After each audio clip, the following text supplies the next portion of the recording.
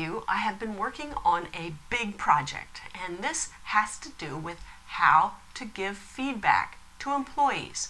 And it works for just about anybody, but the focus is for supervisors and managers to be able to do this one thing that is so key to the success of the person, of you, and your organization. So I have been, in the last month, collecting questions from all kinds of people. We have over 200 questions on what their biggest struggle with all of this is. And in the next 3 videos that we're going to be doing in the next 2 weeks, I'm going to be trying to answer some of those questions for you and giving you tips on how you can give even better feedback in your organization and to the people who really work very hard for you. So why am I doing this? Well, first of all, I am an executive coach. I am a life coach, and it's really interesting to me because one of the things that most of my clients struggle with is how to talk to employees when something isn't going quite right. There's a bit of a formula to this, and but before I went through the formula, I wanted to make sure that I was answering everybody's questions. Well, I got a lot of questions. And so today I want to spend a little bit of time with you answering those questions. But why me? Well, I was in corporate America for way too many years, I think. And now that I'm doing executive coaching, once again, we get into the whole thing about correcting behaviors. And no one's perfect. I'm not perfect, you're not perfect. And when it's time to give feedback, the best thing to do is to give it very effectively so that it sticks. And guess what most of us do? Yeah, I've been there too. We ignore it and we hope that it'll go away. And guess what? It usually comes back with a vengeance. So anyway, I have had a lot of experience myself on this, and I think I did learn a lot from the Leadership School of Hard Knocks on it, but I've also had a lot of insight because I had managed managers, and now I'm doing work with a lot of people who are managers and supervisors. So why this video? Well, the video is for me to start a conversation and for you to share in that conversation.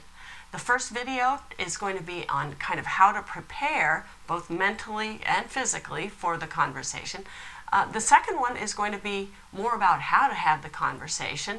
And the third is, tips that just make it stick. So look for these videos in the next week or two, and we hope that you find them very, very useful. So let's just start with the answers to some of your questions. So how do we prepare to have a conversation with someone who isn't doing something quite right?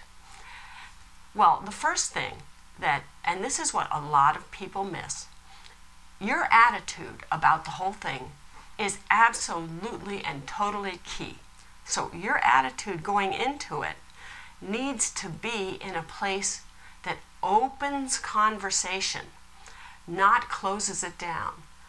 There are a lot of people who, when there is an infraction or when there's a mistake made, they get angry themselves. I mean, I've been there, you've been there, and it's kind of misguided, but a lot of people really, really want to make that other person feel bad.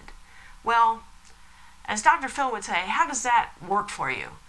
If they're feeling bad, all they're going to do is feel defensive. So part of the success of this whole conversation is where your head is before you even start. That's number one. Your head needs to be in a positive place. Let's talk about positive place. You need to believe they can do it. There are a lot of people who have these conversations who they're going through the motions. They really don't think they can do it. But you need to believe and sincerely believe that they can fix this situation or this behavior so it doesn't happen again. And that's another very good point. Whatever happened, happened. It's in the past. We're done with it. We just don't want it to happen in the future. Many people who are having these feedback conversations dwell so much on that past infraction and they kind of beat the person down. And when that person is downtrodden, they're not listening to you. What we need to do is get them to want to listen to you. And it's always awkward to be called into the boss's office, but if you come at it from a friendly way, I know that's counterintuitive, but guess what? You and your employee are a team, and you have history, you have relationships, and let's start in a friendly way. We're going to start by being in the mode. I like to tell people that it kind of works really well if you picture yourself talking to your child or talking to your best friend. How would you phrase it? Rather than, hey Pat, get in here. I need to bust your butt about this. That just really doesn't work. They just close up completely, and we don't want that. So we want to believe in them. We want it to be behavior-based, not personality-based. There's a difference between, hey, you idiot, and hey, that thing that you did, that's not useful. Let's work on making sure that that thing doesn't happen again.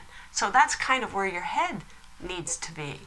And the other thing that is very, very important here is for you to take the time to collect some evidence. What does that mean? If the person has a problem with lateness, let's just say, instead of just going to Pat and saying, hey Pat, you've been late a few times in the last couple weeks. No, that doesn't work. Pat, you were late on Tuesday by 10 minutes. You were late on Thursday by 22 minutes. You were late on the Monday prior by 18 minutes. And I have it all written down here. So I know what's been happening. And it's not to prove them wrong. It's to give strength to the fact that you care enough to have this conversation with people. And when you provide solid evidence, it's a little bit harder for them to say, oh, he's full of it. He doesn't know what he's talking about. But if you've collected evidence, that can strengthen your ability to convince the person that there may be an issue. And let's just talk about this too, and that is patterns. It's better if you can find a pattern of lateness, or a pattern of hanging up on a client, or, that actually happened to me. I had somebody who just did that regularly. And when you have a pattern, it is actually, I don't want to say easier, but more effective for you to show that there's a pattern in behavior rather than a one-off. And if someone's late one time, it's not that big of a deal, but if they've been late 10 times in the last 20 days, it's a pattern. And that is all part of collecting the evidence and thinking about the evidence. So that's another thing to think about. The whole approach needs to be positive, and positive about the future with this employee. And when you are positive about it, they're going to be listening to you. When you are trying to make them feel bad, all they're doing is putting up a wall. They're being very, very defensive. So that's really, really important. Another thing I like to suggest is make sure that you have prepared enough time to have a conversation. In the next video, we're going to talk more about that conversation. But doing it in 2 minutes and saying, hey, Pat, you were late twice last week. Don't do it again. Get out of my office. I mean, I'm exaggerating to make a point here, but sometimes people need to talk.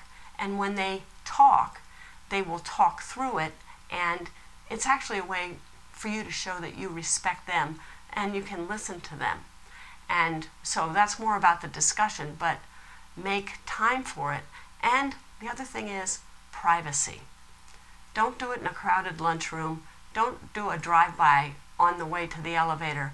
Hey Pat, I wanted to talk to you about something. Nah, that doesn't work. We want to preserve the integrity of your relationship. And when you find it important enough to sit down with someone to talk about an issue, a behavioral challenge, something that if they tweak it just a little bit, they'll be even better at their job, then they see that you are on their side. And that's very, very important. I also like to think about staging, and that is, if you are in an office and you have a big desk and you're sitting at the desk and they're on the other side of the desk, you have already staged your supremacy over that person. And that is not conducive to having a dialogue. And you might think I'm a little crazy about this and maybe being just a little bit too nice to the person who has messed up, but get this, it works. I'm here to tell you that it works because they will see you as being on their side. And when they think you're on their side, you have half a chance that they're going to listen to you, and half a chance that this feedback discussion is going to stick.